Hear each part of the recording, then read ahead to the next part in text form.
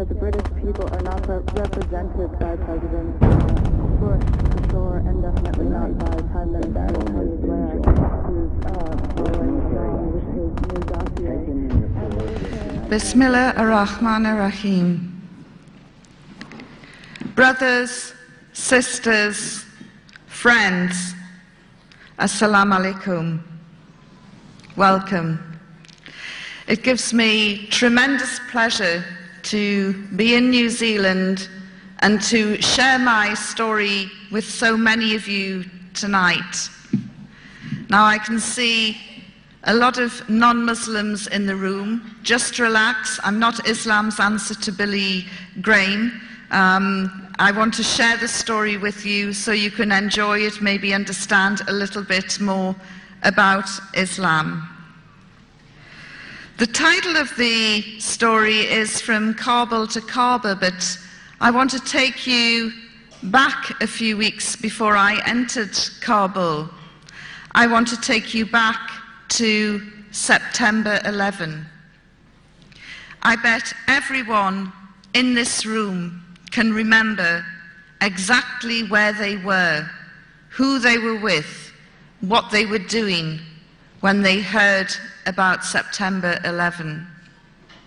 The Muslims that I have spoken to who saw the horrific events unfold on television told me that at the moment of the second plane going into the Twin Towers and realizing it was a terrorist strike, their first reaction was, "Please God, don't let this be the work of Muslims." I was in my newsroom in Fleet Street in London when I noticed people gathering around the television sets that were there. And I shouted over to somebody at the Sunday Express and said, "What's going on?" And they said, "Oh, there's been a terrible accident. There's a plane crashed into one of the Twin Towers in New York." And there's something compelling, isn't there, about live news breaking and live pictures. And I went up and joined everybody else and watched the drama unfold. And then we saw the second plane going in. I've told you about the immediate reaction of Muslims. My immediate reaction was, this is a big, big story. It's bigger than the assassination of JFK, could even be bigger than man landing on the moon. I've got to get out to New York. My reaction was different to those of the Muslims, certainly. By the time I got to Heathrow Airport, the Twin Towers had imploded, the Pentagon had been hit, a plane had gone down in Pennsylvania, America was at war, it was under siege. Her airspace had been closed down, her borders had been sealed, and I physically couldn't get into the country. No matter which airline or which route I looked at, it was impossible. And so I hung round Heathrow in and out for the next 4 days. Finally, I got that ticket for the first flight out to New York. And as I was making my way to the departure lounge, my phone went, and it was my boss, the news editor. He said, "There's been a change of plans. We want you to go to Pakistan." I was furious. The contacts that I had been making were in New York. My clothes that I had packed were for New York. I'd never been to Pakistan. I probably needed injections. You know, what is this country? Why do you want to send me there? This is a Middle Eastern thing. Why don't I go to the Middle East? And he said, "No, the story is going to unfold in Pakistan and neighboring Afghanistan." Within 12 hours, I arrived in Islamabad, dressed for New York, which went down very well, as you can imagine. And over the next few days, I started writing about people's hopes and fears for the impending war which was going to happen in neighboring Afghanistan, where the richest country in the world was going to bomb the poorest country in the world. By the end of the week, 3,000 journalists from around the world had joined me. They were in Peshawar, they were in Islamabad, and they were down in Quetta. Thousands of journalists from all over the world, from print, radio, TV, the internet, every form of communication you can imagine. I worked for a Sunday newspaper. I was the chief reporter of the Sunday Express, and I was trying to second guess what the news would be at the weekend. You get a chance to be more analytical. And I'm not a journalist who has ever been spoon-fed from governments. I don't trust them. And so I began to think that the best story was probably in Afghanistan.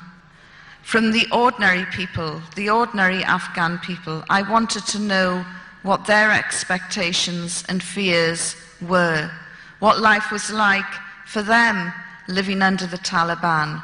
We'd read a lot of news. According to Bush and Blair, the Taliban was the most evil, brutal regime in the world. They subjugated and oppressed women. They killed them randomly. The tales that were coming out were terrible. I distinctly remember Tony Blair saying, "These people are so evil, they won't even let their children fly kites." And so I decided, well, I need to find this out for myself. And I went to the Taliban embassy in Islamabad, and I tried 3 times to get a visa, and 3 times I was rejected. And so in the end, with my guides, I had got 2 or 3 guides who were helping me, I decided to sneak into Afghanistan.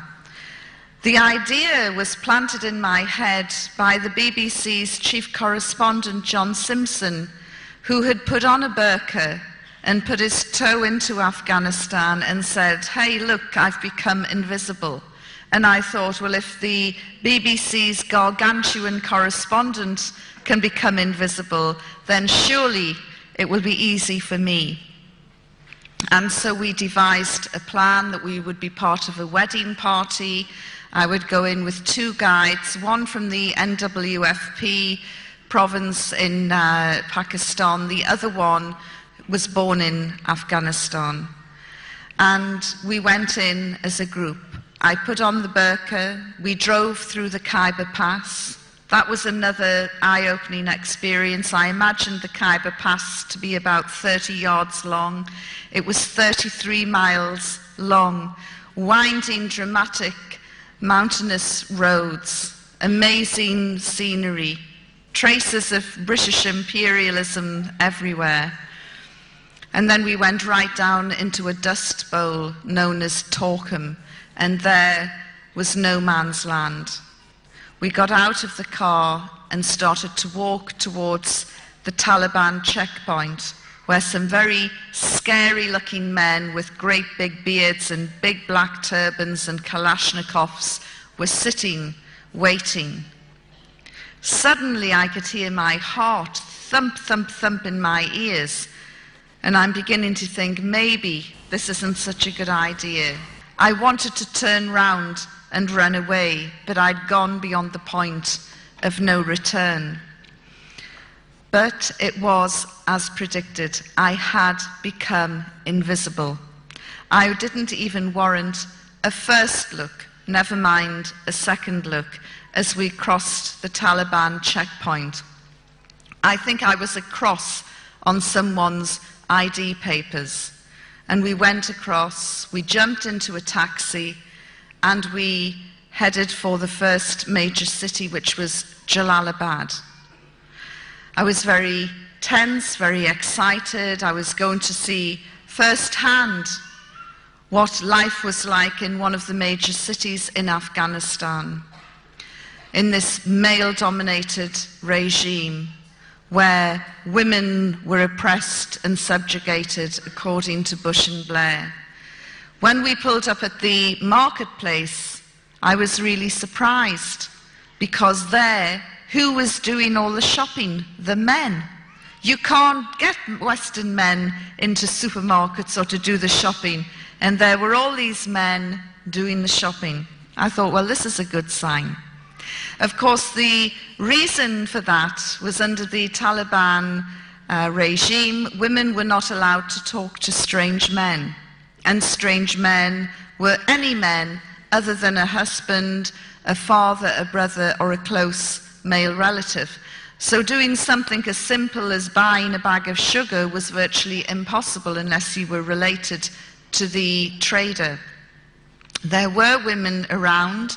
They were all wearing the burqa, and they were in the company of their mahram, or male companion escort.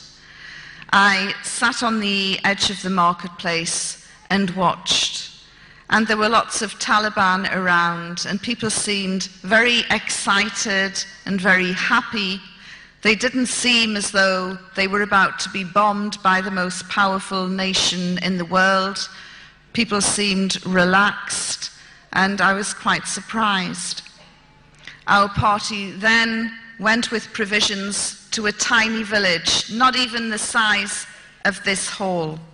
And we went into the village, and there was lots of tears and laughter as one of their own had returned, and he brought with him his cousin from the NWFP, his wife, his children.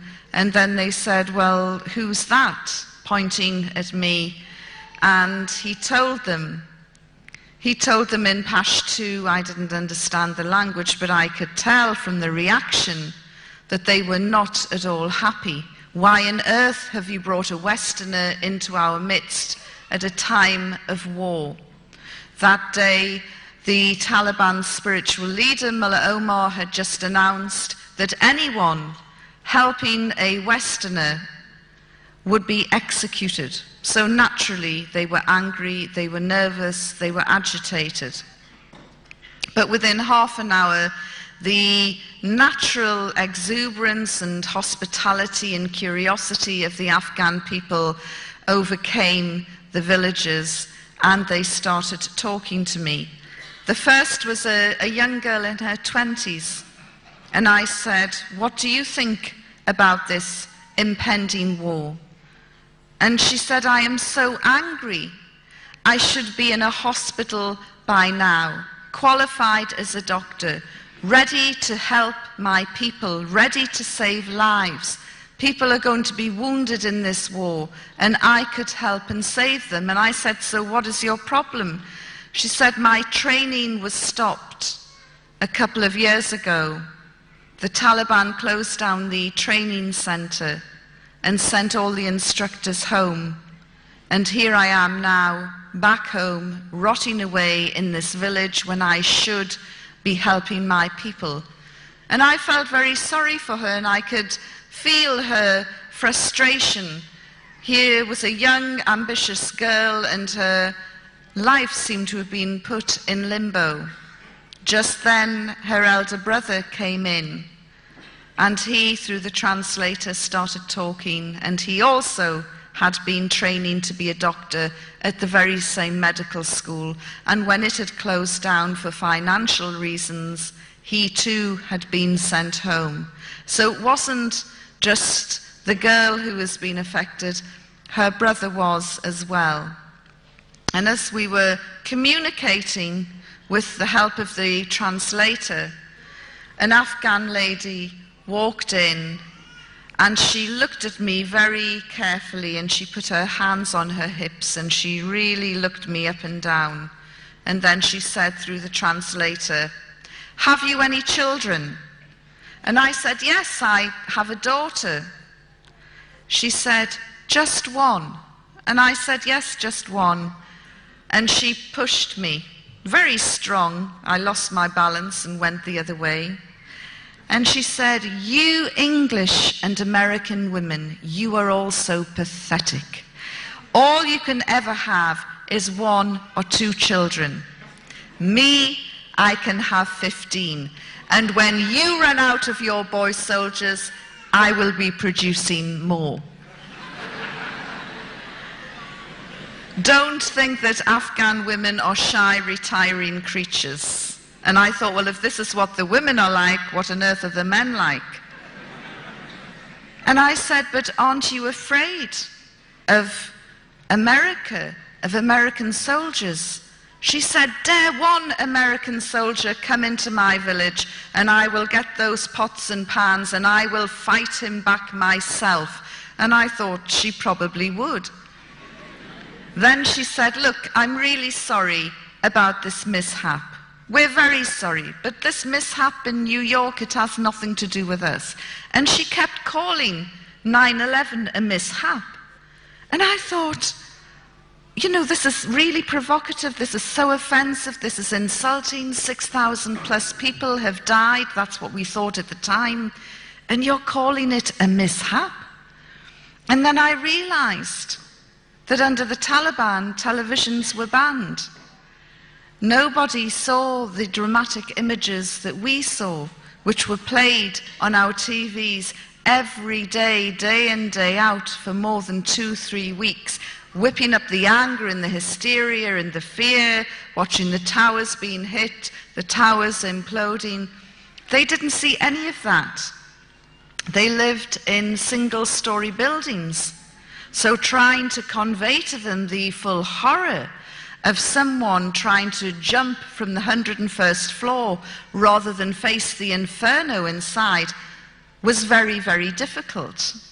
And that is why the Afghan people referred to 9/11 as a mishap. But she said, we're very sad. But what has this got to do with us? Why do the Americans want to bomb us? We didn't do that. And her argument had some logic to it. As the afternoon progressed, I could tell that people were getting more and more nervous by my presence in the village, and we took some photographs after some persuasion, and then we left. We thought we'll head back early. But by the time we got back to Torkham, the gates had closed, these great big metal gates, and we couldn't get through. Apparently Pakistan had sealed the border. They weren't letting anybody in or out. We stayed overnight, and the next morning we went back to the area of Torkham, and again the gates were closed. And I said to my guides, if I don't get back by a certain time, my news editor will raise the alarm and there will be all sorts of panic. And one of the guides said, well, we can go through a smuggling route. And my eyes lit up at this. I thought, this is very exciting. This will give me something to write about and add to the humanitarian report that I will be doing. And I said, great, okay. And I imagined that we'd be going through narrow mountain passes and ducking from bush to bush, and it would be really exciting because the border with Afghanistan is about 1,400 kilometers long, and there are said to be about 300, 400 smuggling routes. So you can imagine how porous the border is. And so we went to this area called Dower Barber. But there was nothing secretive about it. In fact, there was probably more people in Dower Barber than there are in this room tonight. There were camel traders, there were donkey traders, there were people selling refreshments, people selling carpets. There were Afghan families with all their goods packed into hand carts heading towards Pakistan, unable to bear facing yet another war in their country, wanting to get to the safety of Pakistan. And there were lots of young men striding over from Pakistan, looking for Taliban recruiting officers because they wanted to sign up and fight with the Taliban against the Great Satan, as they referred to America. By this time, the Afghan shoes I had been wearing were cutting into my feet and they were bleeding and sore. And I complained, and one of my guides said, well, we're only 10 minutes away from the border, but we can go by donkey. And he said, "Can you ride a donkey?" And I thought, can I ride a donkey? You know, I can ride a horse, I can jump with a horse. Look at these donkeys, they're smaller. They're the same shape and size, same shape, you know, and they look more or less the same, but they're smaller, probably easier to control. Of course I can ride a donkey. And so we set off and did a deal with this man. I never understood how we were hiring it, how he was going to get it back, but he was happy to part with the donkey. And I got on its back. Now, I don't know if it sensed that it had an infidel on its back or what, but it just bolted. And it tore through this area. And my feet were waving, my arms were waving. The wind caught the burqa that I was wearing and billowed the burqa, which made the creature even more frightened, and it ran even faster. I was screaming, my arms like this. I must have looked like a giant bat trying to balance on this wretched beast which was out of control. And as I moved forward to try and get hold of the reins just to stop it, the one piece of equipment that I had taken with me, a camera banned under the Taliban, slipped out of the folds of my burqa right into the passing view of a Taliban soldier. He saw this and went crazy. Now, I don't know whether the donkey stopped and threw me off, whether he stopped the donkey and pulled me off. What happened, I really can't remember. All I remember is hitting the ground at a great rate of speed and then picking myself up. And as I drew myself up, I looked straight into the face of this Taliban soldier through the grill of my burqa. And he was screaming and shouting at me. When I got back to London, some of my girlfriends said, "What was going through your mind at that precise moment when you knew the game was up?" And I said, well, for a nanosecond, and I said it was a nanosecond, I looked at this Taliban soldier and I thought, my goodness, you're gorgeous. He had the most amazing green emerald eyes, very high cheekbones, and a great big beard with a life of its own. Very, very striking. But as I say, it was a nanosecond. And then I thought, oh, I've been caught. So I took my camera off and I handed it to him, and then I closed my eyes, waiting to be shot in the head. And when I opened my eyes after a few seconds, he'd gone.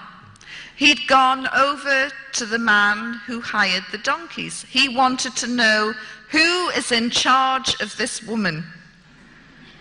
And then he would get to the bottom of the camera. I was delighted. I thought, I can get away. He still doesn't realize that there's a Westerner under the burqa.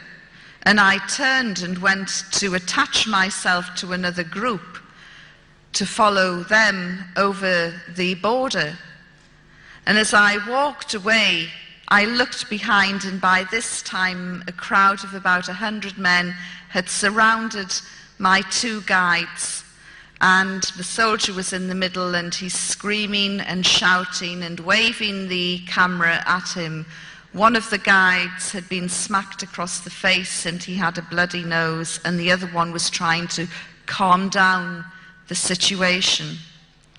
And I looked and I thought, I can't leave them behind. Although we had made an agreement that if things did go pear-shaped, none of us knew each other, I couldn't abandon them. And so I went back and I tried to push my way through these very angry men, and they pushed me back. This was man's business. It had nothing to do with a woman. So in the end, I removed my burqa and said in a very loud voice, "Will somebody let me through?"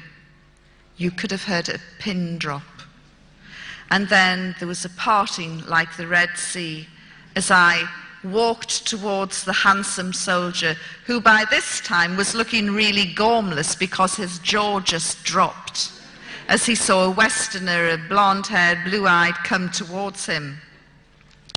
And I thought, he is going to be so happy to have got his hands on a Westerner that he'll forget all about my two guides. And as I walked, I shot them a sideways glance, and I could see by the full horror on their face that just when they thought things couldn't get any worse, they had. I had emerged. I went up to the soldier, demanded the return of my camera, and once he'd recovered, he got the three of us and we were bundled into a vehicle and taken off in the direction of Jalalabad. During the journey, the driver and the Taliban soldier had a very fierce exchange, and they kept looking back at me and arguing and looking back, and suddenly the driver did an emergency stop. The soldier asked me to get out of the car, and then he took me to this raised piece of ground and asked me to stand on it from the way he was motioning. So I stood on this raised piece of ground, and then he went off. He went marching off to my left, and I thought, where's he gone? And I'm standing there, rigid with fear, daren't move on this little tiny hill, and I'm looking around, and then all I can see are stones and pebbles and rocks, and I thought, this is the stoning corner. I'm going to be stoned. He's gone off to get a crowd. He's probably gone off somewhere to say, hey, I've got a Westerner stoning in 10 minutes. So I'm standing there and I'm looking down, and all I could see was blood-red nail varnish coming up from my toes. I'd lost my socks and shoes in the melee, and I thought, oh no. Nail varnish is banned under the Taliban. If they see my toes, they'll probably chop them off one by one. So I tried to cover my toes as well. And I don't know what it is about Afghanistan. The place can be deserted 1 minute, and in the next 20 seconds you can have a crowd. And about 20 seconds later, there were about 80 scary-looking men staring back at me. And they were getting closer and closer. Of course, I'm thinking that they're getting closer and closer so they can take a good aim when the stoning starts. And I'm looking round at them and trying to find a kind face, maybe a hero, somebody who will come to my defense. And I couldn't see one. Everybody just looked really hostile. Of course, the reason why they were getting closer and closer was to have a better look, because in Taliban-ruled Afghanistan, no man saw another woman's face unless she was a mother, a sister, or a daughter, or a close female relative. So seeing me would be a bit like seeing a panda in the zoo for the first time.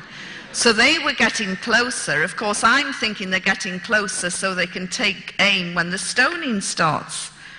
I mean, we can laugh about it now, but I really thought that the final minutes of my life were being played out in this godforsaken area.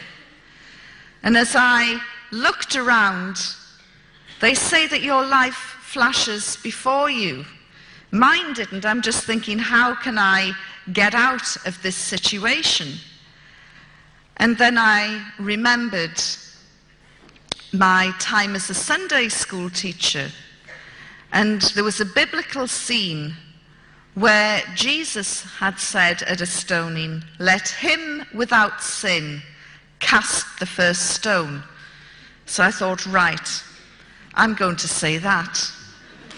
Of course, it never occurred to me they wouldn't be able to understand me. But I thought, no, I'm going to say, okay then, bring it on, but let him without sin cast the first stone. And so I'm playing this out in my mind, and then I'm looking round, And I thought, no, there's probably some pious so-and-so at the back saying, that's me, and he'll start the stoning. So all of this is going through my mind when suddenly the Taliban soldier returns, and he has with him a woman wearing a burqa. She comes up behind me and turns me around very briskly and starts to frisk me. And I thought, oh, they're not going to kill me. Well, not just yet. Anyway, they're trying to find out if I'm carrying any weapons. And isn't it strange that he's gone off to get a woman? You know, why wouldn't he just search me himself? Obviously showing more courtesy than British police. And so all the fear that I had felt and the terror just melted away with relief. And then I became very angry. Those men had made me feel as though I was going to die. So I pulled away from the Afghan woman and I swung round at these wretched men. And I was wearing, I want you to picture the scene, my burqa had gone, but I was wearing a shalwar kameez, the trousers and an orange dress down to the knees. And I swung round at these men, very angry, and I said, I am not carrying any weapons. And to emphasize this, I picked up the hem of my dress and said, look. Well, there was a collective sharp intake of breath. And then they all turned round and ran as though the devil was snapping at their heels. I don't know if any of you have seen the Carry On film where the Scottish regiment lift up their kilts at the natives and they run off, but it was the same effect. Of course, this was highly inappropriate behavior for a woman in Afghanistan, as I was to find out. And the lady wearing the burqa swung me back round and whacked me across the face. She was in such a state of shock at this vulgar display. Anyway, having established that I'm not carrying any weapons, I was then bundled back into the car and driven off to Jalalabad. I was taken into the intelligence headquarters and introduced to the head of intelligence, who understood a little bit of English. I apologized for causing any inconvenience, and he asked me to write down my personal details and telephone contacts to prove that I was a journalist. After I had done that, he said, we are about to eat. You must have something to eat. And I said, well, that's very kind, but I need to use the telephone first. And he said, no, you can't use the phone. So I said, in that case, I won't eat either as a guest or a prisoner of the Taliban until I can use the phone. And what started then was the war of attrition, which was to last 10 days. Now, you would think that the most evil, brutal regime in the world couldn't care less if one of their prisoners had gone on hunger strike. But these men were very, very upset. Despite my protests saying I'm not eating, every morning, noon and night, they would bring me food. They would lay out a cloth on the floor, beautiful carpeted floor, by the way, and they would put down some bread, some stew, and some rice, and they would bring in a jug of water and a bowl, and they would wash my hands, and they would tell me in broken English, you are our sister, you are our guest, we want you to be happy.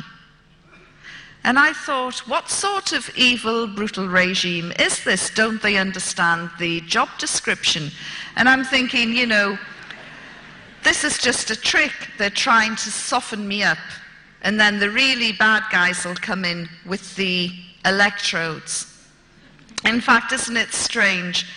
Everything that I thought would have happened to me under this so-called savage primitive regime happened to prisoners in Abu Ghraib, in Guantanamo Bay, in other US holding facilities, which always prompts me to say, thank God I was captured by the most evil, brutal regime in the world and not by the Americans.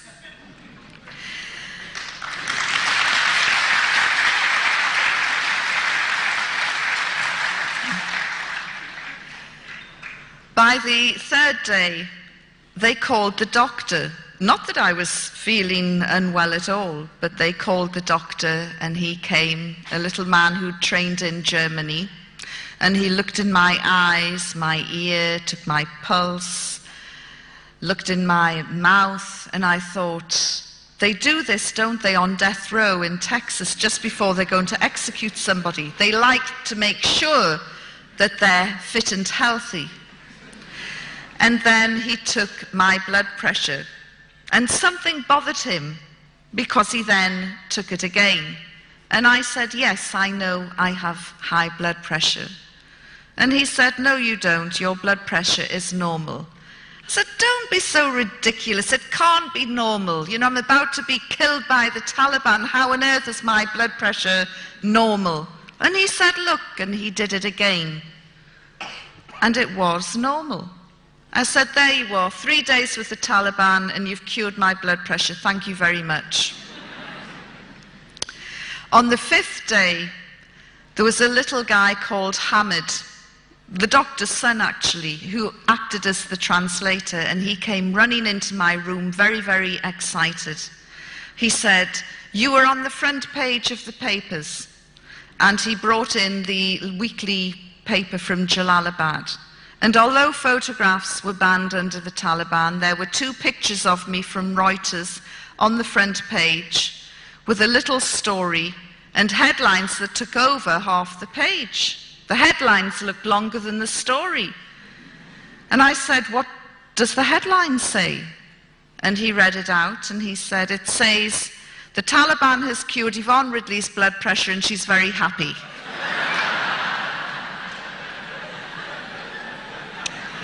Not the catchiest of headlines.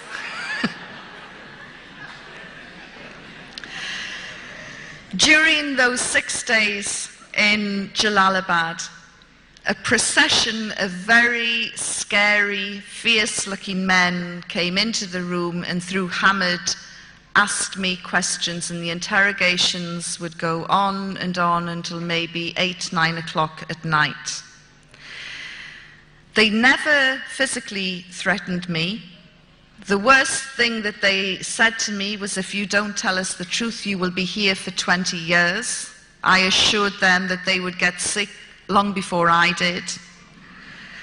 And I had decided on quite a risky strategy, really. I had decided to be the prisoner from hell. I had bought into the propaganda, you see, that this was the most evil, brutal regime in the world, and it didn't matter what I said or did, they were going to kill me at the end of the day, when they wanted to.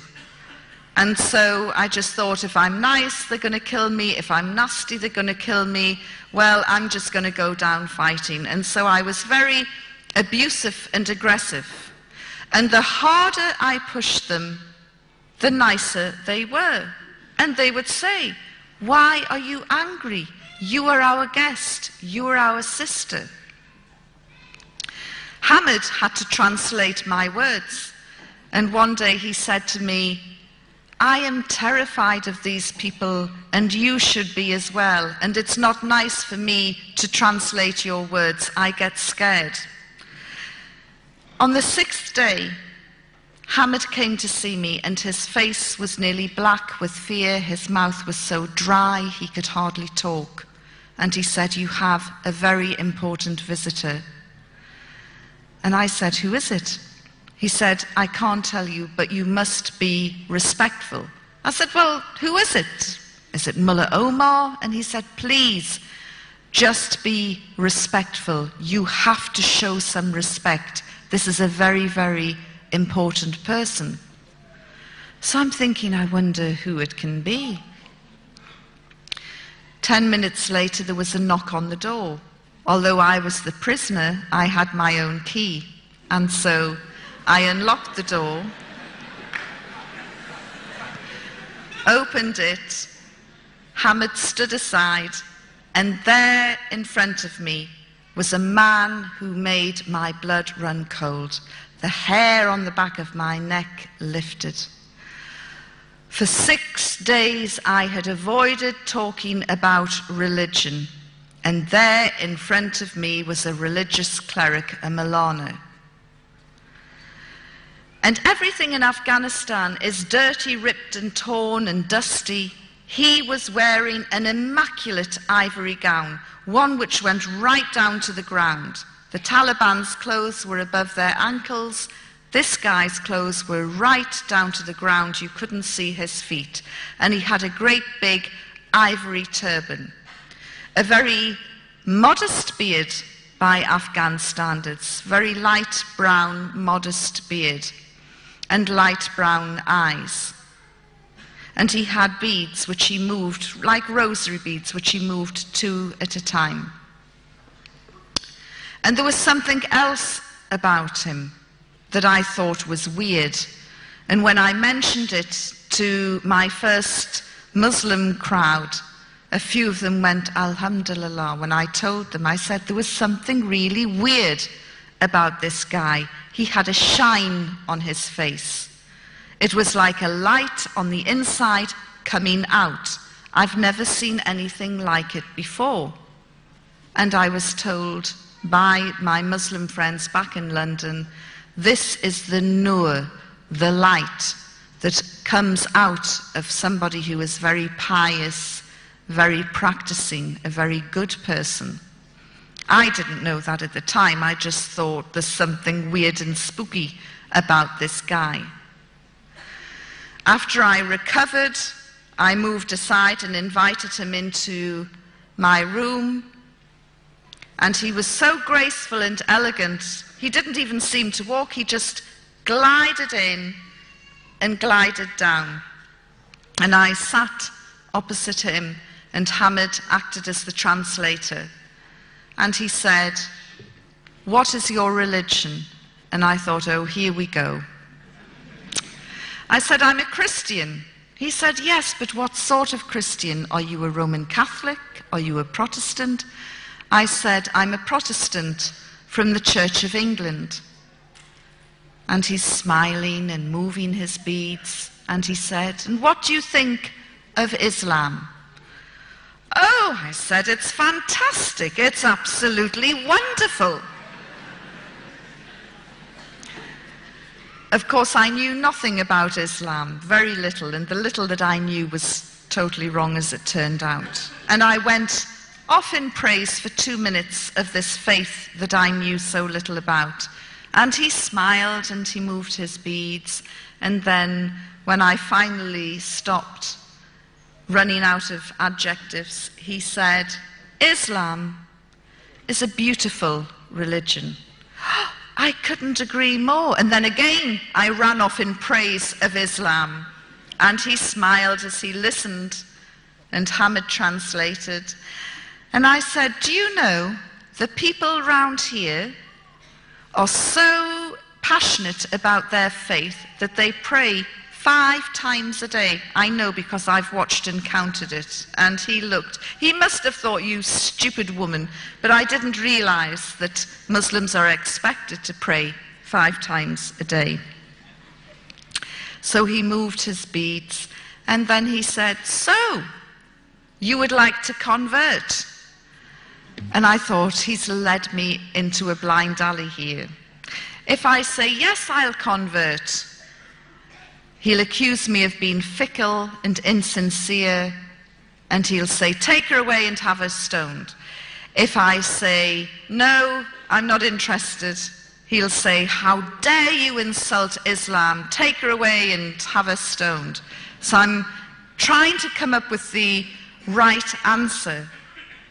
And then, in the end, I said, "Look, I can't make such a life-changing decision while I'm in prison, but if you let me go, I promise I will read the Quran and I will study Islam." And he smiled, and he didn't say anything more, and he rose up and he glided out. Hamid went scuttling after him.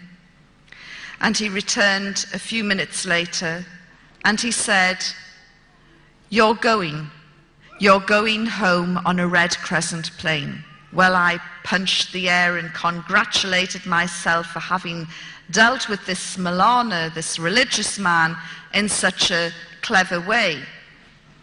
And within a few minutes, the little goods that I had accrued were in a plastic bag, and off I was in a truck heading for Kabul.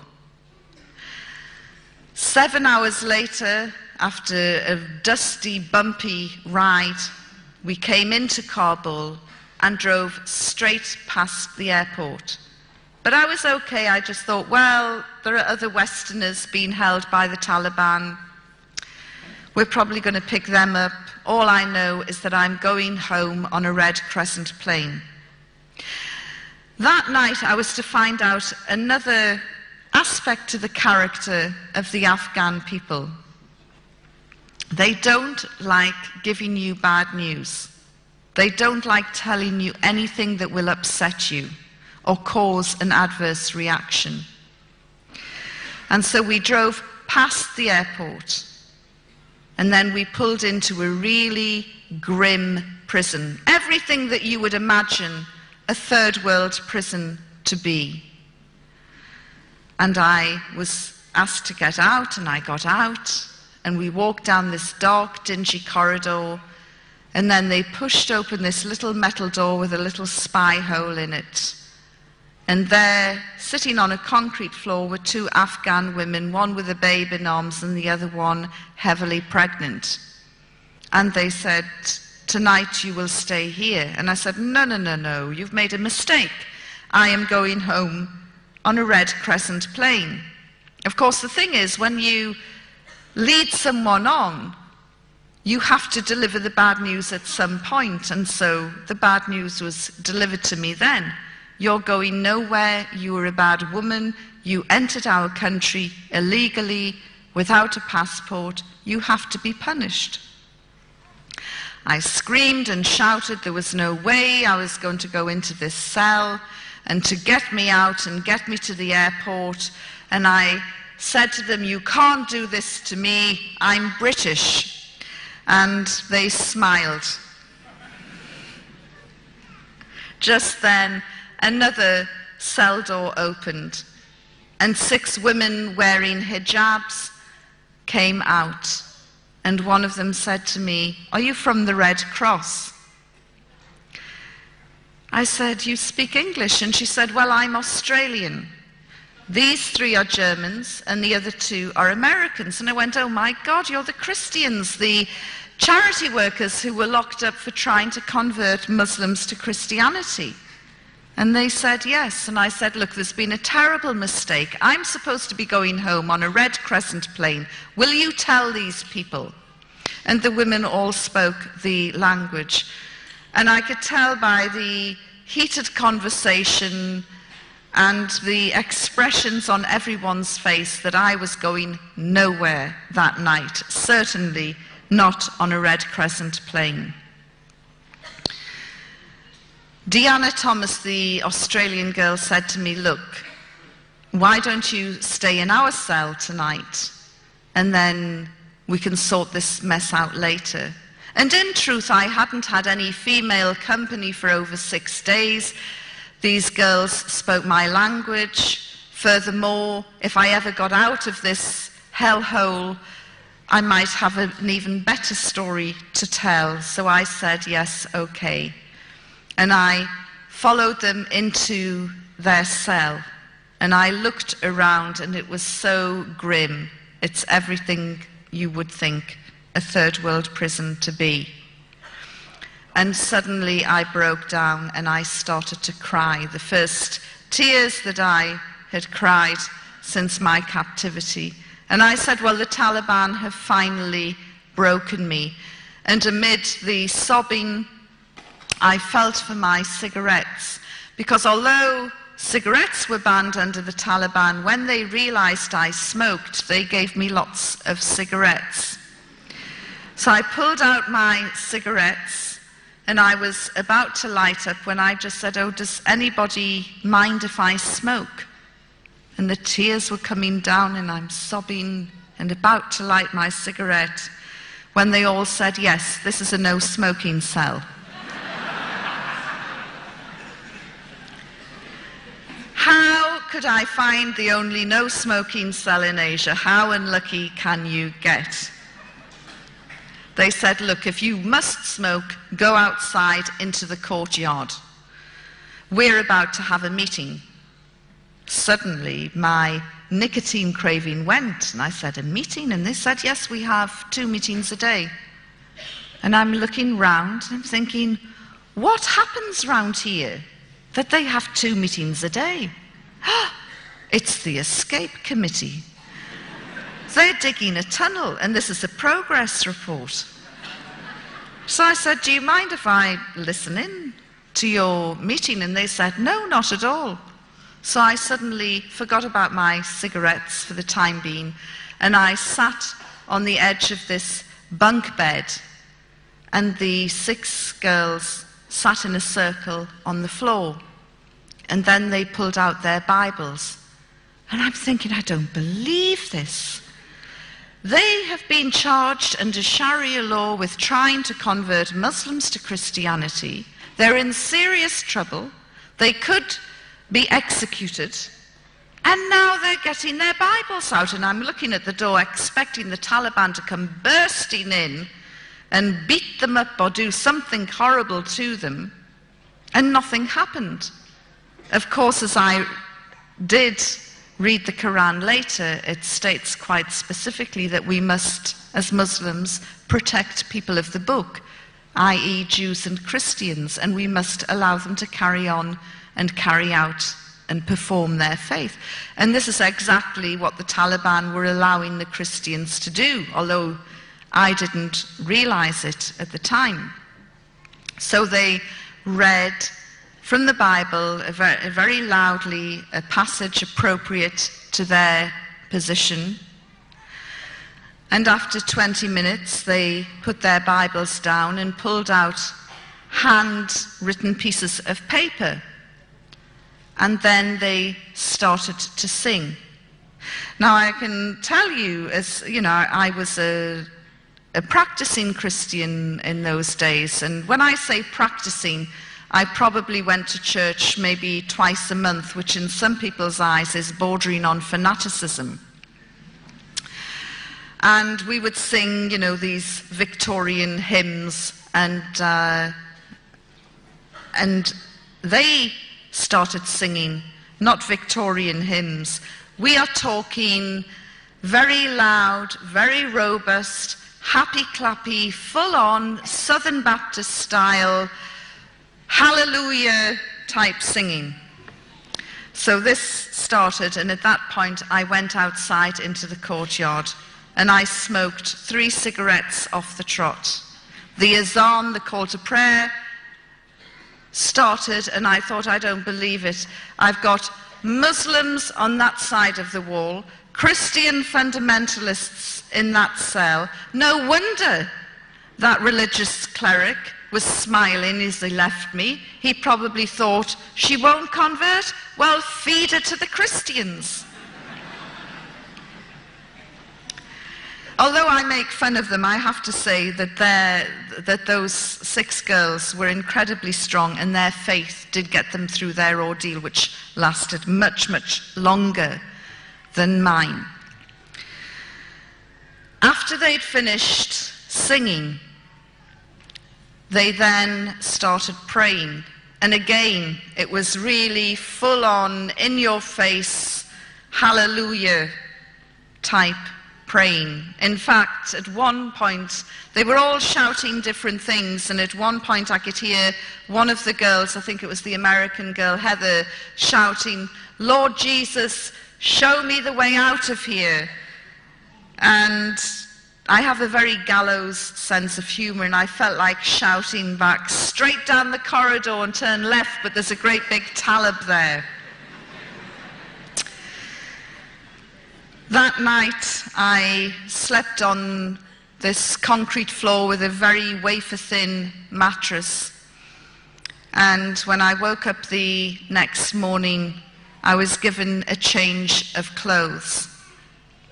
In fact, I'm wearing the prison clothes now.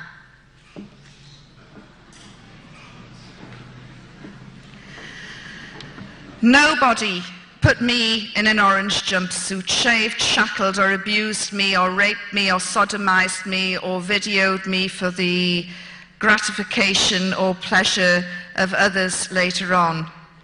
As you can see from what I'm saying, my experience was completely different to those who fell into the hands of the Americans. So that morning, a new change of clothes, so I set about washing the old ones. And one of the German girls took me into the courtyard and gave me a metal bucket and took me to a hand pump, and she said, "You can get your water from there." And I'm looking at this contraption which looked as though it had come from one of those old Western movies, and I started cranking it. And eventually some water came out, and I'm saying, "This is amazing. How do they heat it underground?" And she started laughing. She said, "It's cold." I was given a pumice stone and some soap flakes, and I set about washing my clothes. And I then hung them on the washing line in the prison courtyard. Within 5 minutes, I'm sitting trying to enjoy the last days of the summer sun, and the prison governor came in, a great big man with a huge beard and really a very scary looking dude. And he came in, and in broken English he said to me, he growled at me, "Remove those garments." And I'm looking, I said, "It's my washing. Remove them now." And I said, "I can't. It's my washing. I am washing my clothes. This is a washing line. We dry our clothes on the washing line." "Well, cover them up." And I'm looking, I said, "You stupid man. You've obviously never done the washing in your life. How on earth will it dry if it's covered up?" So he stood there for a couple of moments, and then he said, "Well, take those items down." And he looked the other way and sort of pointed. And I realized he was talking about my underwear. And I said, "No, this is the female wing of the prison. If you don't like what you see, clear off." He said, "Remove them." And I said, "No, if you don't like them, you remove them." And I thought he was going to explode on the spot. He then went storming off, and he returned 15 minutes later with the Deputy Foreign Minister of Afghanistan. These people are about to be bombed by the most powerful country on earth, and a diplomatic incident was unfolding as a result of my underwear.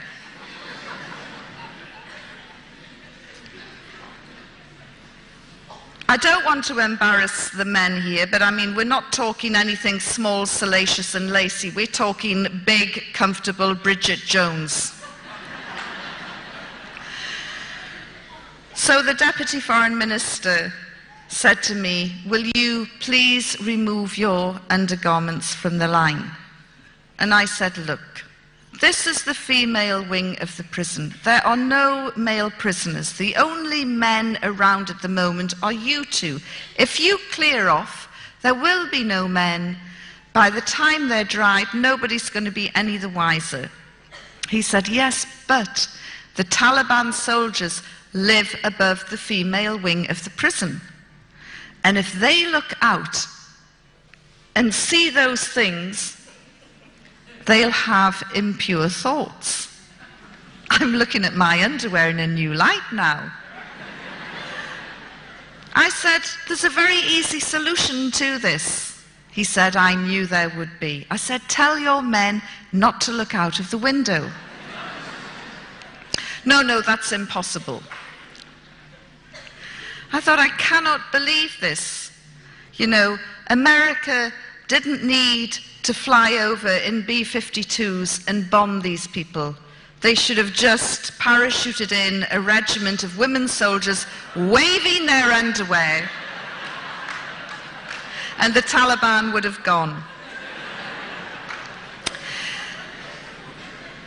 But it gives you a remarkable insight into the modesty of these people and the way they felt about issues like women's underwear. So the argument continued and went on long after the clothes had dried, and nobody emerged as a real winner, but I did get my dry clothes back.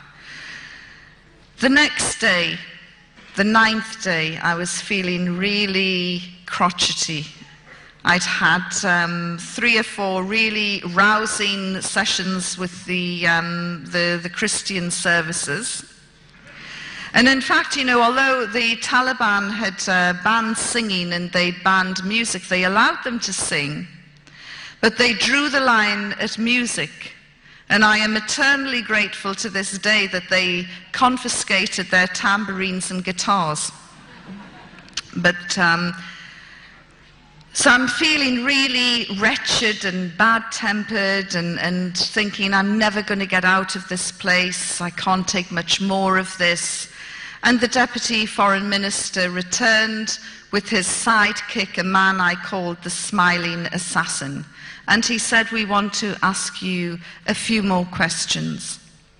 And I said, no, I'm done with answering any more questions. I'm finished with you people. I've had enough. And I then launched into a series of insults and curses and swearing. And then I rounded it off with something that I've never done in my life before, I've never done since, and you would get sent off a football pitch for doing it. I spat at them. And then I went into my cell and I started shaking. And a couple of the Christian girls said, did you just do what we thought you did? And I said, yes, I've gone beyond the line. I've gone beyond the wire. I've pushed it, and I'm in serious trouble now, I can sense it. And just then one of the female prison officers came in, and which was translated for me later, and she said, tell the English woman she is going to be flogged because she cannot do this to high-ranking people. So I'm standing there rigid with fear, cursing me and my big mouth, and wondering, is there going to be a public flogging? Will Al Jazeera be there to record it? You know, what is going to happen? And I'm standing there, rigid with fear, and about 10, 15 minutes later, we heard the gates open in the courtyard, and Heather, one of the American girls, came running in, and she said, they've returned. Yvonne is going to be flogged. And just then, 3 of the Christians threw themselves down at me and grabbed onto my clothes and started saying, Lord Jesus, don't let Yvonne feel any pain. And I'm standing there looking at them thinking, you know, you're making it worse.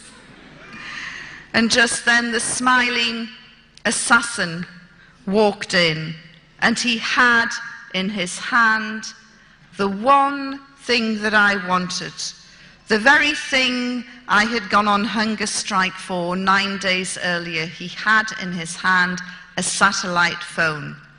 And he strutted around the cell and showed off this satellite phone. And he said, all of you can ring home. You can all ring your families today. Apart from her, the English woman, she's horrible and she spat at us and she has to be punished. So it's interesting, this is how the most evil, brutal regime in the world decided to punish me. They allowed my cellmates to ring home, which was fantastic for the Germans. They hadn't, and all of them, they hadn't spoken to their family for 2 months. It was an opportunity to ring home and say, look, we're okay, we're holding out. And then one of the German girls went to the smiling assassin and made a special plea and said, look, Yvonne needs to talk to her daughter. Please let her call home. And he said, no, she's a horrible woman. She has to be punished. And as I say, that was my punishment, which I, looking back, think shows a degree of wisdom and insight on their part, which is more than can be said for my behaviour. And my only mitigation is, look, I hadn't eaten for 9 days and I was starting to get fractures. That afternoon, the senior officers returned and they removed me without warning, got my things together and said, you're going. And then they took me out of the prison and upstairs into the Taliban sleeping quarters. And one of the senior officers had vacated his room and said, you complained about the prison downstairs, is this good enough for you? And it was a very nice room by Afghan standards. And he said, tomorrow you will go home, inshallah. And I said, what is this inshallah you keep using at the end of every sentence and it never ever happens? Of course, I now know inshallah means God willing. And they put me in this room, they gave me the key, I locked myself in. I had a fantastic view over the city of Kabul, looking right up to Kabul Hill where all the anti-aircraft units were. And I sat on the bed contemplating my future, wondering if and when I'd ever get out. They kept saying, tomorrow you will go home, inshallah, but inshallah it never happened. And so I was wondering how genuine they actually were. Why had they removed me from the Christians? Was this my last night on earth? Would they execute me tomorrow? I really didn't know. All of this was going through my mind. And then suddenly there was a huge rip, as though somebody had just torn the sky open. And there was a great big light. And it was the start of the war. That night, America and Britain dropped 50 cruise missiles on Kabul. You can hear a cruise missile from 20 miles away. These were coming within a quarter of a mile of the prison. I had covered wars before, and I don't know why it had not occurred to me then, but it certainly occurred to me that night. These bombs don't discriminate. There's nowhere to run, there's nowhere to hide.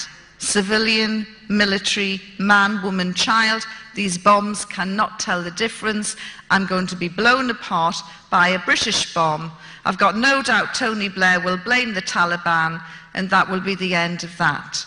And it was truly terrifying. And I also thought, there is no way the Taliban will let me go now. Absolutely no way at all.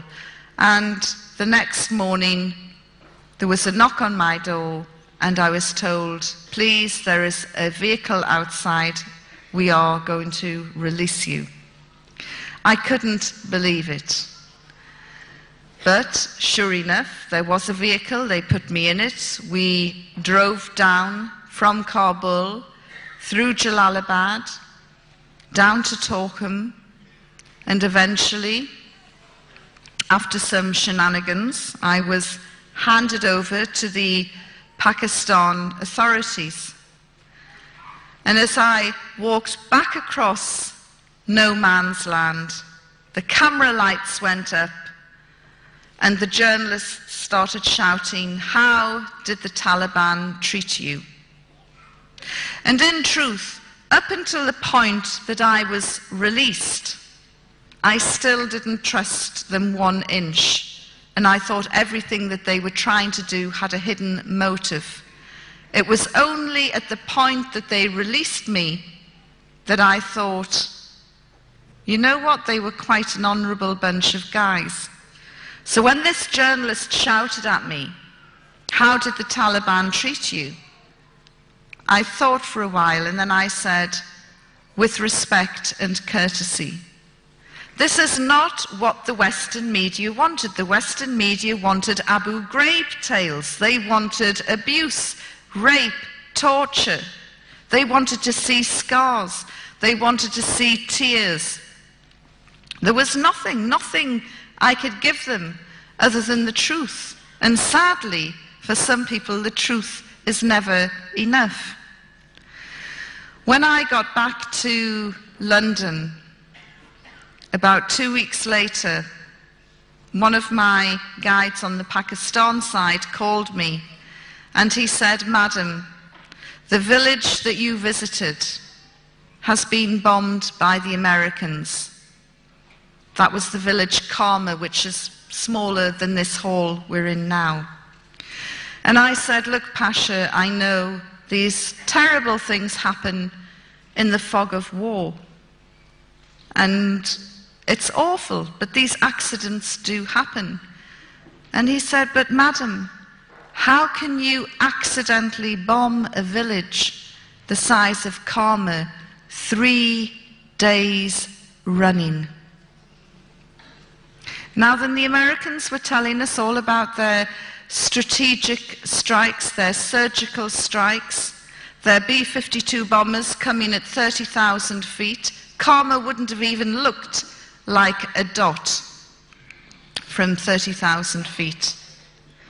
It was quite clear to me that this was indiscriminate bombing of civilian areas. And in many ways, the Taliban were to blame because they kicked out all of the Western journalists. Whatever you think about journalists, we do have our functions and our role. We are the eyes, the ears, the witnesses. And by kicking out all of the Western journalists, they ensured that Britain and America could and would bomb indiscriminately across the country, slaughtering innocent civilians, which they did. That propelled me into the anti-war movement and made me become very, very active as an anti-war campaigner. At that same time, I remembered the promise that I had given to the religious cleric. And I thought, well, against all the odds, they kept their word. While they hung on to the Christians, they let me go. And really, I should keep my promise now. And I started to read the Quran. Very soon, groups of Muslims found out, and somebody gave me a wonderful English translation by A. Yusuf Ali with an index in the back. So I thought, great, I'll get this over and done with very quickly. I'm going to cherry pick and I'm going to read all about the subjugation and oppression of women and what promotes people to slam planes into towers. So I started cherry picking and going through all the women's issues. And then I had other Islamic literature to support my reading of the Quran. I couldn't believe what I was reading. The Quran makes it perfectly clear, crystal clear, no two ways about it. Women are equal in spirituality, worth, and education. Furthermore, the first convert to Islam was a woman. The first martyr to Islam was a woman. Women played major roles right from day one in Islam. They fought alongside the men. The Prophet, peace be upon him, picked out one particular woman and singled her out for praise during a battle, the Battle of Uhud, and he said, everywhere I looked, this woman was there, protecting me, fighting with me, fighting alongside me. I thought, where have we got this idea that women are oppressed and subjugated? Where do we get it from? Who put the poison in our minds? I then looked at property rights, inheritance rights, divorce rights. What's yours is yours, what's his is half of yours. Yeah, brilliant. Much of it could have been written by a Californian lawyer. In fact, this is from where they probably get their inspiration. All these tales in the tabloids about the superstars having prenuptial contracts and teams of lawyers drawing up and thrashing out these prenuptial contracts, they were available to Muslim women from day one. And so I began to see Islam in a totally different light. And I thought, yes, okay, this is great, but what are the people like? And so I went out into the Muslim communities, specifically to meet the sisters. And it didn't matter where I went in the world, whether it was Pakistan, or whether it was Saudi, or Canada, or America, or Australia, and now New Zealand. The Muslim women I have met, whether they have been formally educated or not, are resilient, strong, politicized, internationally aware, multi-skilled, multi-talented. A few years ago, I would have looked in this room and picked out everyone wearing a hijab, and I would have thought, oh, look at those poor, oppressed women. How did they manage to sneak out of the home to come here? Now I'm looking and I'm trying to work out who is the engineer, who is the doctor, who is the lawyer, who is the teacher, who is doing the PhD, who's doing the MA, who's raising kids at the same time, supporting their man, running a business, a charity, who is the backbone of the community. I see incredibly diverse women. And I remember a sister in Canada who said to me, Yvonne, my head might be covered, but my mind is not. And the most valuable lesson that I learned from the sisters that I met is never ever again will I judge a person's freedoms and liberties by the length of their skirt. So this was wonderful.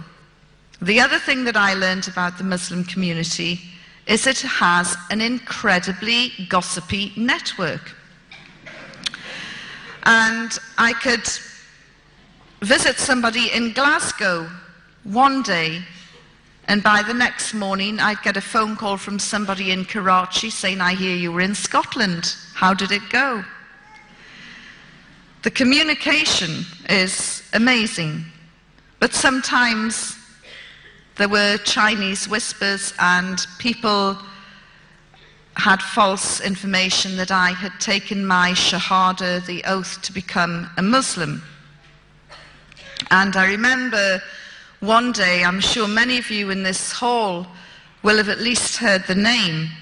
One day I got a phone call from Sheikh Abu Hamza al-Masri, the fire and brimstone cleric from Finsbury Park Mosque, who is currently detained at Her Majesty's pleasure in Belmarsh.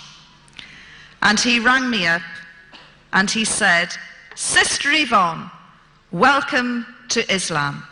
And I said, well, thank you very much. However, I hate to disappoint you, but you're a wee bit premature.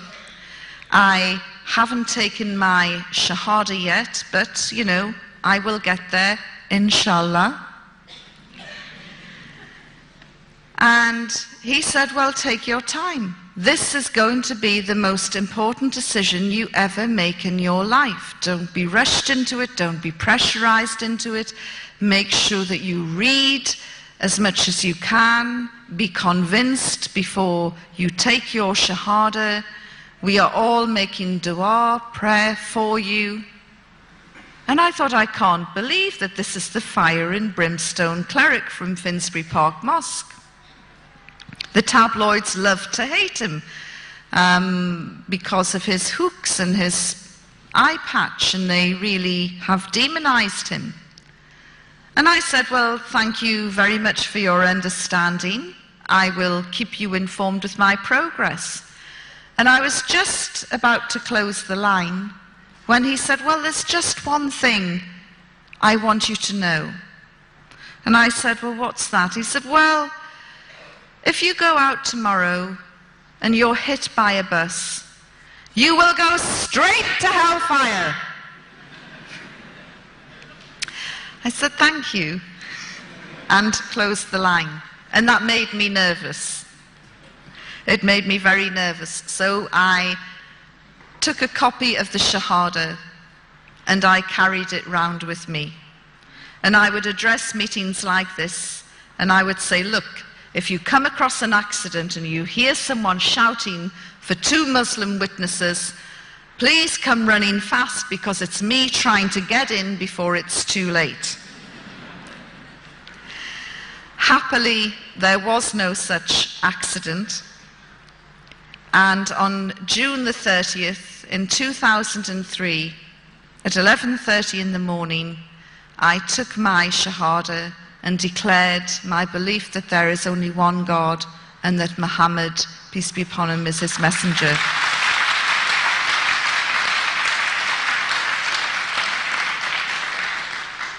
And I joined then what I consider to be the biggest and the best family in the world. And I know that wherever I go in the world, it doesn't matter how remote the place is, I will meet brothers and sisters who will give me their love and support and help if I need it. And that is very important to me.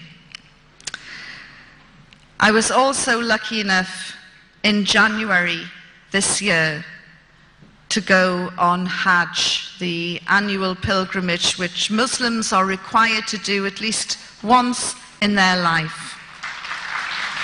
As I say, the Saudi women don't think for 1 minute that they're oppressed or subjugated. They're like a tightly coiled spring and they are really ready to launch into the political scene in Saudi Arabia. There were elections earlier this year. Women weren't allowed to vote. Let me tell you, I really feel that the next elections, not only will women be voting, they will be standing as well. These women are really, really remarkable, and as I say, they're in the wings and they're ready to launch. Unfortunately, because of Saudi's restrictive media rules, we hardly get to find out any real news that is happening there. But these sisters from Jeddah told me how distressed they were during the second Intifada, the uprising in Palestine, how distressed they were, and they had been discussing this in the mosque after Friday prayers. And they wanted to show their solidarity with their Palestinian sisters.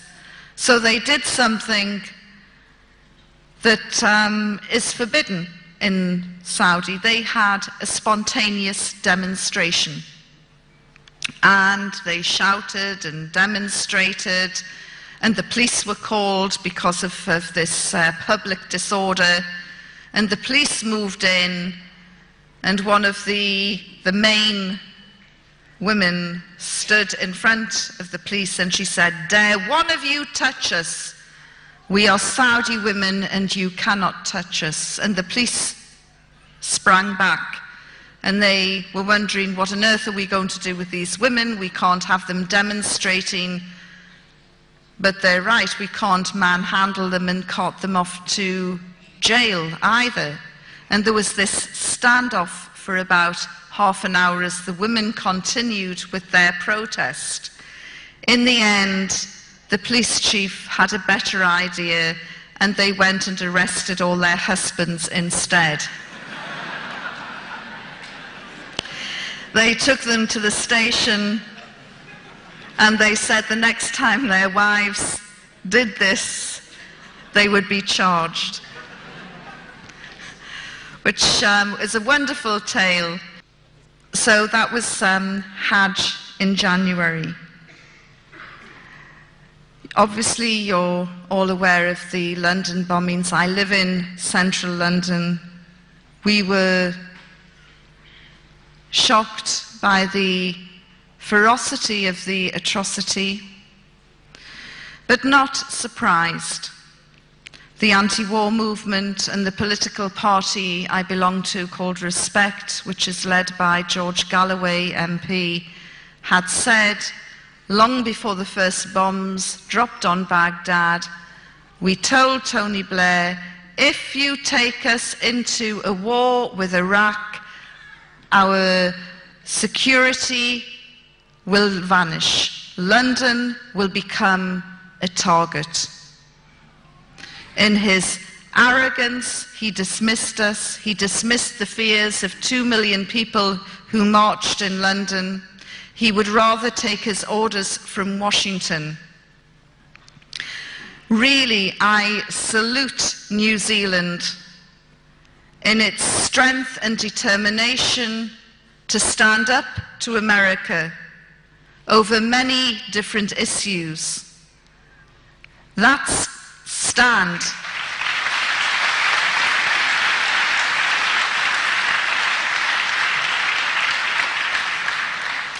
it should be me applauding you.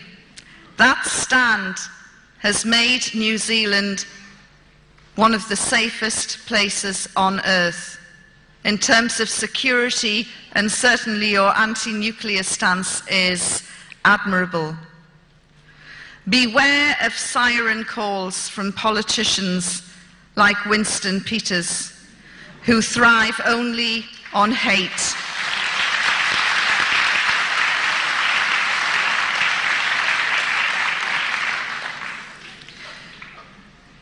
You have a very important election coming up soon.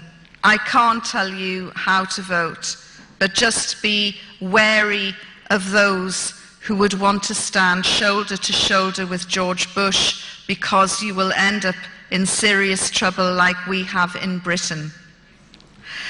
Thank you very much for listening to me. I am really looking forward to hearing your questions and observations.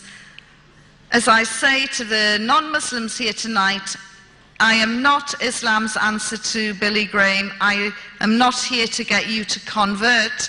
But if you are interested in learning a little bit more about Islam for your own benefit, not for any other reason, there's some books outside which you're welcome to take away.